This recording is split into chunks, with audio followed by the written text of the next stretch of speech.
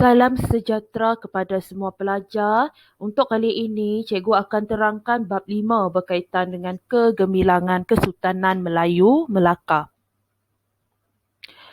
Dalam aspek kegemilangan ini, kita akan melihat dua perkara iaitu aspek kegemilangan Kesultanan Melayu Melaka dan juga kemunculan bahasa Melayu sebagai lingua franca. Dalam aspek kegemilangan Kesultanan Melayu Melaka, kita akan melihat 4 perkara iaitu pembentukan empayar, pusat penyebaran agama Islam, pusat perdagangan dan juga menjalinkan hubungan luar. Dalam kemunculan bahasa Melayu sebagai lingua franca dan 84 bahasa yang dipertuturkan di Melaka menjadi bukti kegemilangan Kesultanan Melayu Melaka. Apa itu lingua franca? Jadi dekat sini, lingua franca itu bermaksud bahasa penghantaran. Maksudnya dekat sini, semua pedagang dari luar menggunakan bahasa Melayu sebagai bahasa pertuturan mereka. Perkara yang pertama yang kita akan lihat iaitu pembentukan empayar yang luas oleh Kesultanan Melayu Melaka. Jadi, empayar yang luas ini dia meliputi seluruh semenanjung Tanah Melayu dan pantai timur Sumatera dan terdiri daripada tanah jajahan dan naungan. Dalam pembentukan empayar, kita akan melihat tiga perkara ataupun tiga cara pembentukan empayar. Yang pertama melalui penalukan, kedua perkahwinan dan yang terakhir melalui cara naungan. Pertamanya kita akan melihat penalukan dia macam mana. Dan kenapa mereka menaluk. Penalukan ini dilakukan untuk menjamin keselamatan dan kemakmuran. Jadi, kawasan talukan di semenanjung Tanah Melayu, di Kuala Linggi, Beruas, Pahang, Terengganu dan juga Kelantan. Seterusnya di Sumatera, iaitu di Siak, Rokan, Kampar dan Rumpat. Seterusnya kita lihat kepada perkahwinan. Jadi perkahwinan ini berlaku antara Sultan Melaka dengan puteri kerajaan lain. Melalui perkahwinan ini tadi, Kesultanan Melayu Melaka dia dapat mengukuhkan lagi persahabatan dan kekeluargaan dengan kerajaan lain. Contoh dekat sini kita boleh lihat melalui perkahwinan Sultan Mansur Shah dan Puteri Majapahit iaitu Raden Galuh Cendera Kirana yang menyebabkan pengaruh Melaka ini tadi semakin luas. Jadi naungan melalui cara naungan pula terdapat pemerintah kerajaan lain yang rela bernaung di bawah Kesultanan Melayu Melaka seperti di Lingga, Patani dan Kedah. Raja yang berada di bawah naungan Melaka akan ditabarkan oleh Sultan Melaka. Seterusnya pula, kita akan melihat kepada kepentingan pembentukan empayar dalam Kesultanan Melayu Melaka. Dalam kepentingan pembentukan empayar, kita akan melihat 4 aspek utama iaitu politik, sosial, ekonomi dan juga agama. Kita melihat yang pertama iaitu politik. Dalam politik ini, Kesultanan Melayu Melaka dia dapat meluaskan wilayah dan jajahan takluk. Mengukuhkan hubungan dengan kerajaan yang ditaluk dan juga menyekat seluruh kuasa serantau seperti Siam dan Majapahit. Melalui sosial pula, dia berlakunya asimilasi budaya tempatan dengan budaya luar seperti Arab, India, Cina dan alam Melayu. Apa itu asimilasi?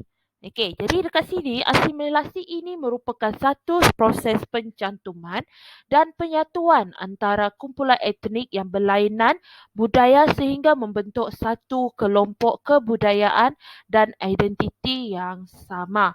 Hal ini tadi dia menyebabkan wujudlah masyarakat majmuk.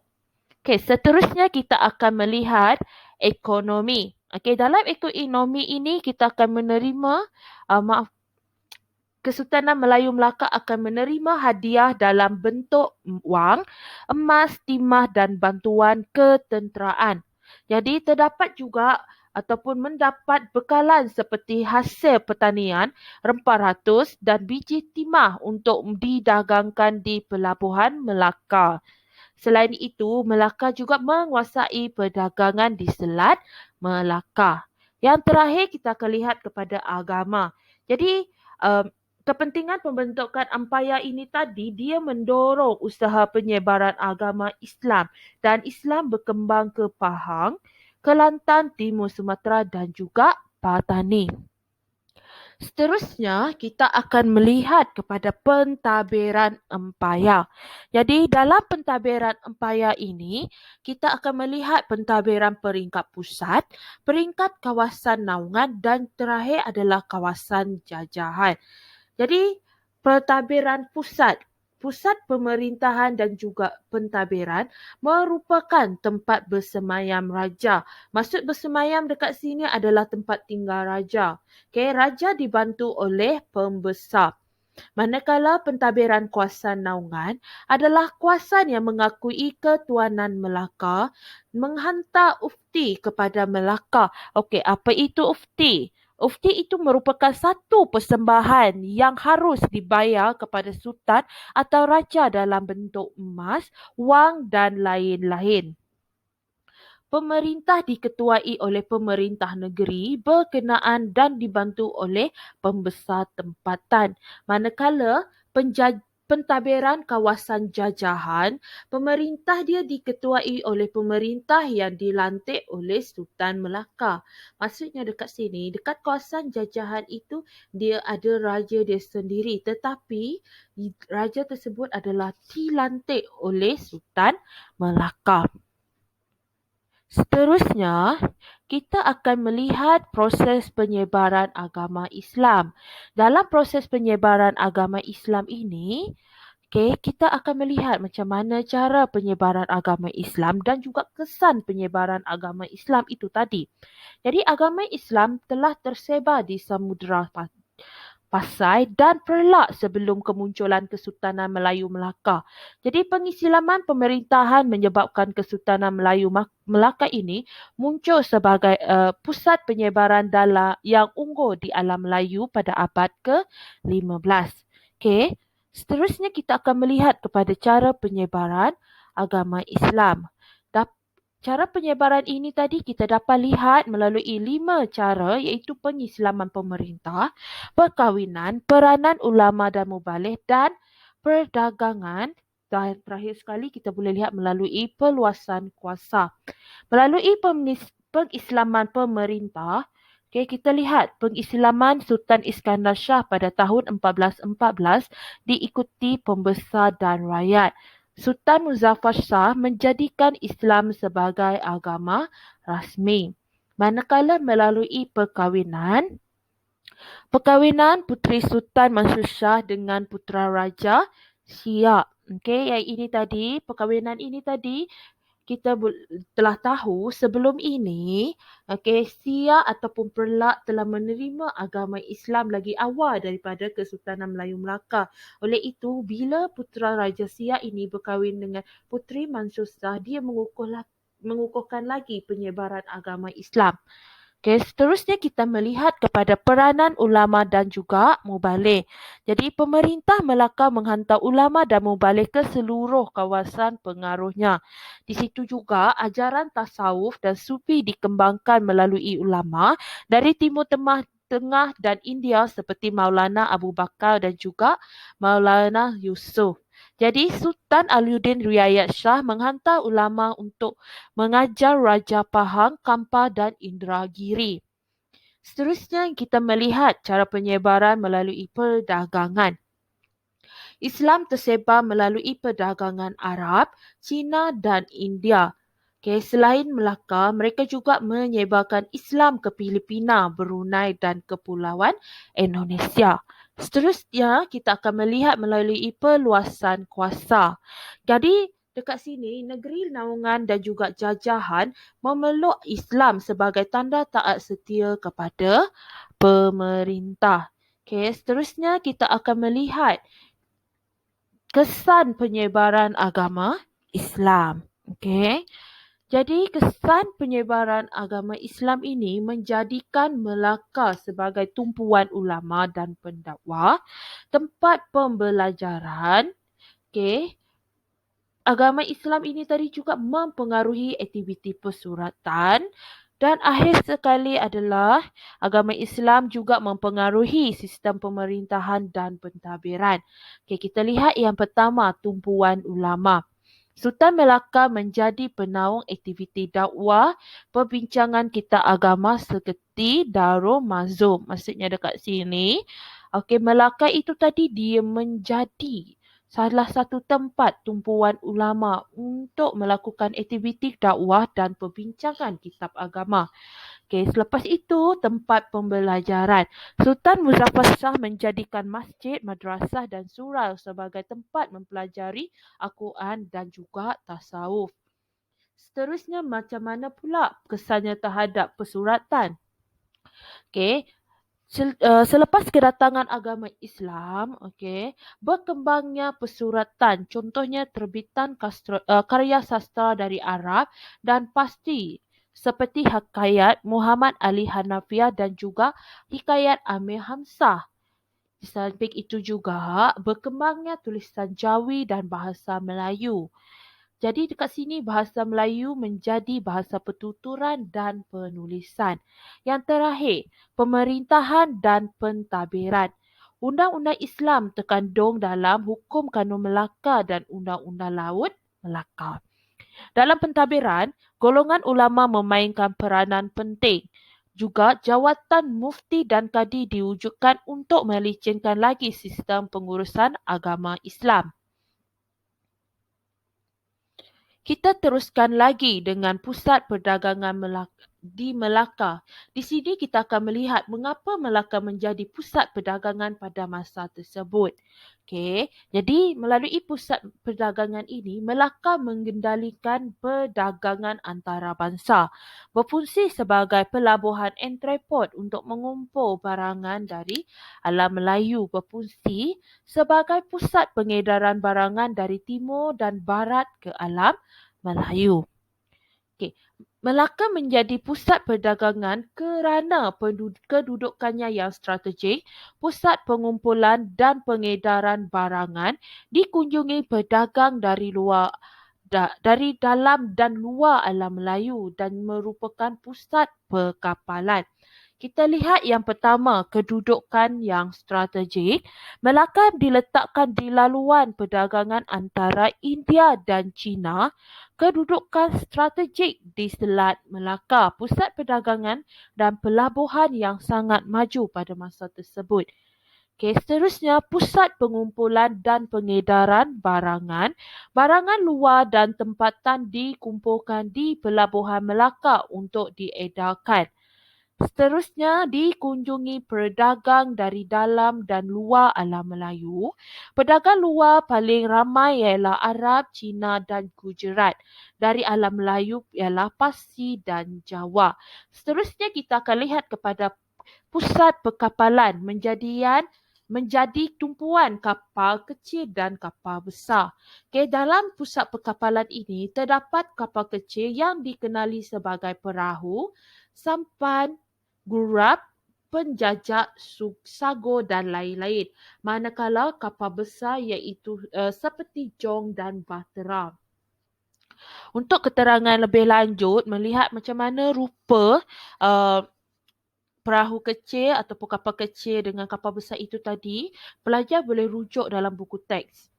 Seterusnya kita akan melihat bagaimana pengurusan perdagangan di Pelabuhan Melaka. Pengurusan perdagangan ini dapat dilihat melalui peranan Syah Bandar, cukai perdagangan, mata wang yang digunakan, peranan orang laut dan kemudahan pelabuhan yang disediakan. Okey, kita lihat yang pertama iaitu peranan Syah Bandar. Terdiri daripada pegawai cekap dan mahir. Urusan perdagangan dikendalikan oleh Syah Bandar. Tugas Syah Bandar ialah menguruskan pasar dan gudang serta menjaga kebajikan keselamatan pedagang. Selain itu, Syah Bandar juga bertanggungjawab memeriksa alat timbang, sukat dan mata wang hakim di pelabuhan, urusan cukai dan kuatkuasa peraturan keluar masuk kapal. Maksudnya dekat sini keluar masuk kapal dari dalam ataupun luar. Seterusnya kita akan lihat kepada cukai perdagangan yang dikenakan di pelabuhan Melaka. Cukai perdagangan yang rendah menarik minat pedagang dari luar dan dalam alam Melayu. Cukai dan bayaran surat kebenaran berniaga menjadi sumber pendapatan Melaka. Bahan makanan seperti beras tidak dikenakan cukai. Terdapat dua jenis cukai iaitu cukai rasmi dan juga cukai tidak rasmi. Cukai rasmi ini cukai import yang dikenali sebagai panduan kadarnya berbeza mengikut tempat asal pedagang. Manakala cukai tidak rasmi, dikenakan 5% dalam bentuk hadiah.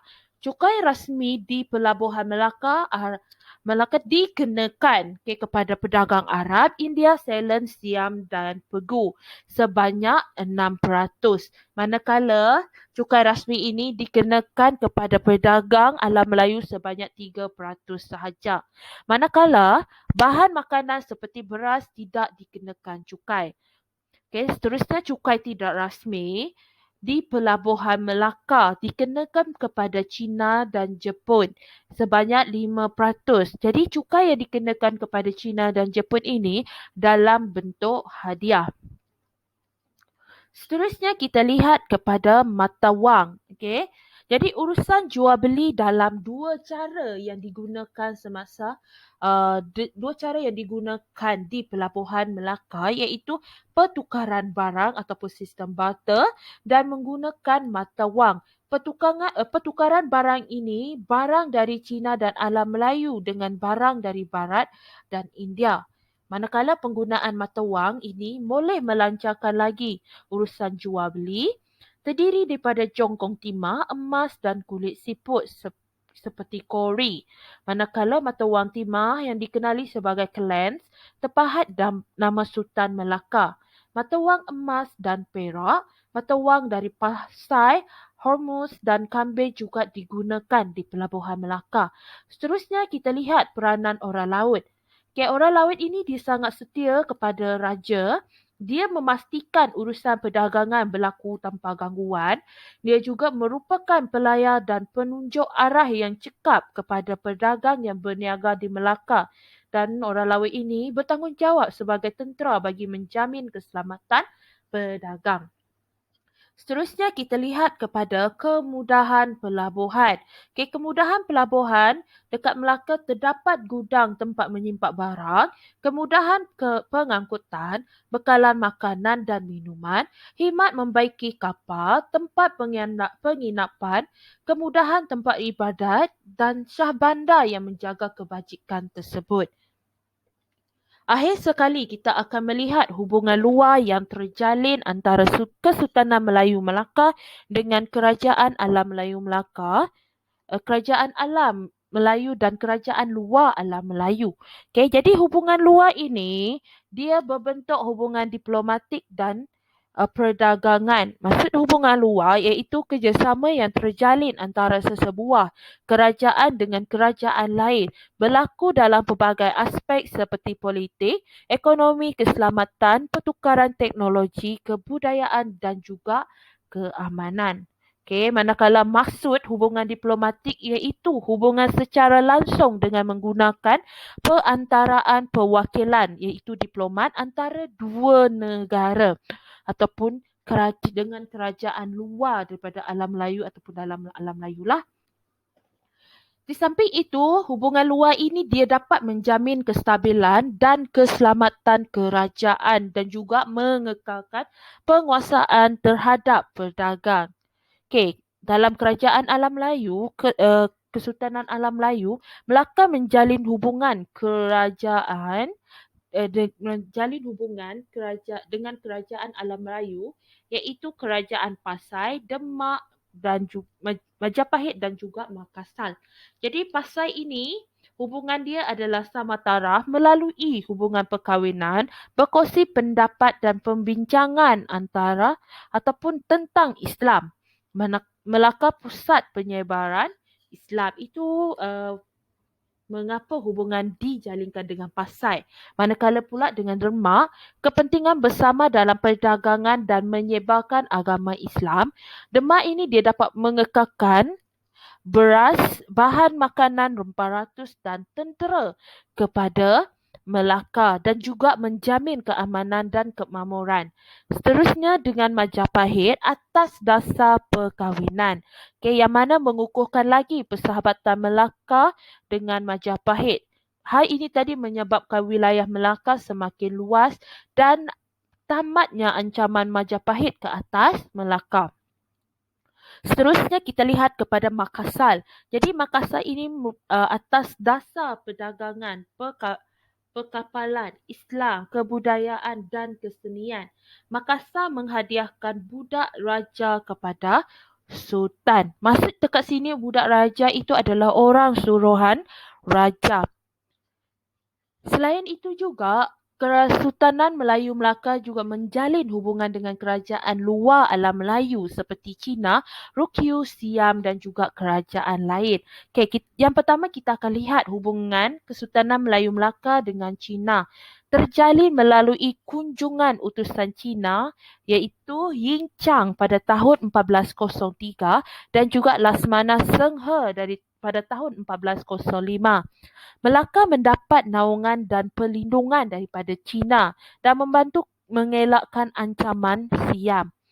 Manakala Ruskia ataupun sekarang dikenali sebagai Jepun berlandaskan hubungan diplomatik dan perdagangan yang mana membantu meningkatkan lagi perdagangan di Melaka. Seterusnya kita lihat kepada Siam, berlandaskan hubungan diplomatik dan perdagangan. Melaka menghantar utusan ke Siam yang mana diketuai oleh Tun Telamai dan Menteri Jana Putra. Seterusnya Melaka memperoleh bekalan kayu jati, beras dan bahan makanan serta menjamin keselamatan Melaka.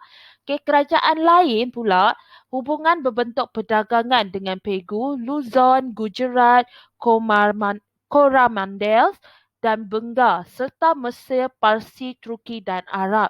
Hal ini tadi menyebabkan Melaka muncul sebagai pusat agama Islam dan perdagangan yang terunggul pada masa tersebut.